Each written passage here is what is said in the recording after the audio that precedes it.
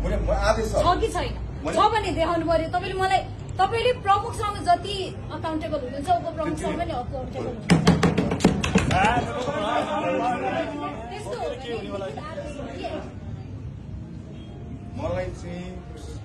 लिखित आदेश छ होइन। तपाईँले यहाँ यति धेरै जनप्रतिनिधि समकालीन साथीहरू सबैजनालाई मैले लिखित आदेश छ कि छैन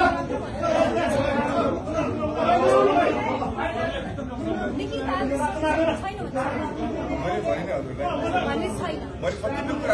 कतिपय कुरा चाहिँ यहाँ भन्ने विषय पनि होइन।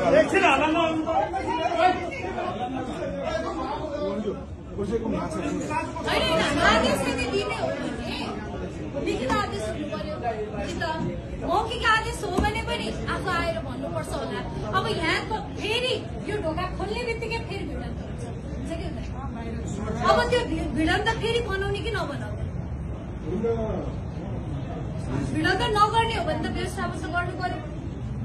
अब त्यो व्यवस्थापन गर्नको लागि मैले तपाईँलाई उपप्रमुखको हिसाबले यहाँ निर्देशन दिइसके व्यवस्थापन गर्नु भनेर अझै तपाईँले त्यही कुरामा स्टिक हुनुहुन्छ भने प्रमुखले अगाडि आउनु पनि सबैलाई जवाब दिनु पर्यो।